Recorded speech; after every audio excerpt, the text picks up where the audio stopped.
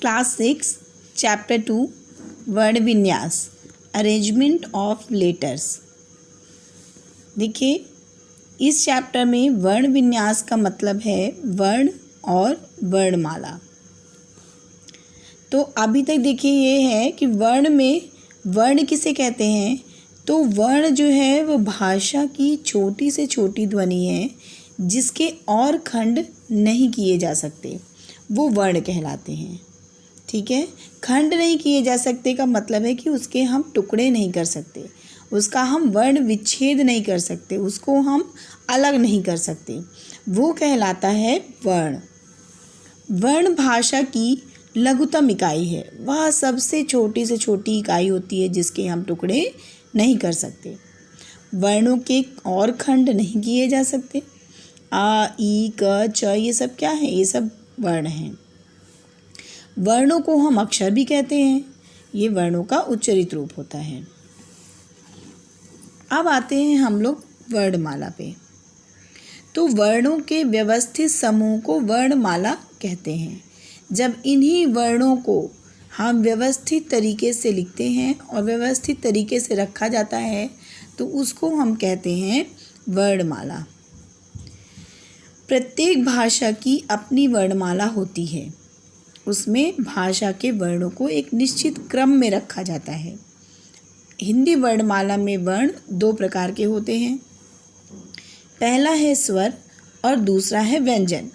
तो आज के इस वीडियो में केवल हम स्वर पढ़ेंगे, व्यंजन हम नेक्स्ट टर्म में पढ़ेंगे। अभी हम लोग पढ़ेंगे केवल स्वर। आइए देखते हैं स्वर क्या होता है। जिन ध्वनियों के उच्चारण में हवा मुख से बिना किसी रुकावट के बाहर निकलती है उन्हें हम स्वर कहते हैं। ठीक है, स्वर को किसी की आवश्यकता नहीं होती है। जैसे जब हम अ, आ, ई, उ, री, ए, ओ, औ, अंग, आहा ये लिखते हैं तो इनमें हमें किसी की आवश्यकता का मतलब कि हमें व्यंजन की आवश्यकता नहीं होती है। लेकिन जब भी हम व्यंजन का प्रयोग करते हैं तो हमें स्वर की आवश्यकता होती है। तो हम कह सकते हैं कि स्वर जो होता है वो स्वतंत्र होता है, जबकि व्यंजन स्वतंत्र नहीं होता। ठीक है, देखिए हिंदी में 11 स्वर होते हैं। अ, आ, ई, उ, री, ए, ओ, औ ये 11 स्वर हैं। ठीक है, अब देखिए उच्चारण में लगने वाले समय के आधार पर स्वरों के दो भेद किए जाते हैं। स्वर के दो भेद किए गए हैं, एक है ह्रस्व स्वर और दूसरा है आपका दीर्घ स्वर।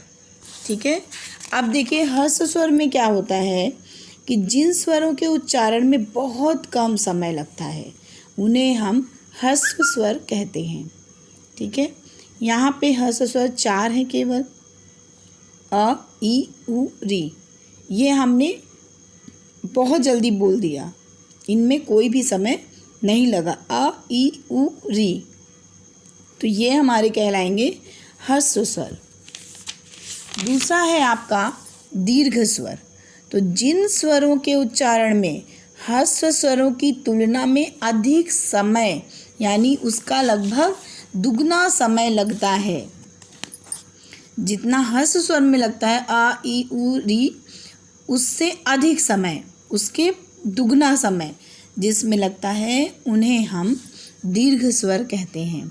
अब दीर्घ स्वर कितने हैं? 7 हैं। टोटल दीर्घ स्वर 7 हैं। आ, ई, उ, ए, ओ, औ आ रहा है समझ में? ठीक है ना। देखिए इसमें डबल टाइम लगा, दुगना समय लगा, तो ये हमारा कहलाता है दीर्घ स्वर। तो आज हम इतना ही पढ़ेंगे, फिर आगे हम पढ़ेंगे व्यंजन, तो वो दूसरी वीडियो में पढ़ेंगे। ठीक है, आइए।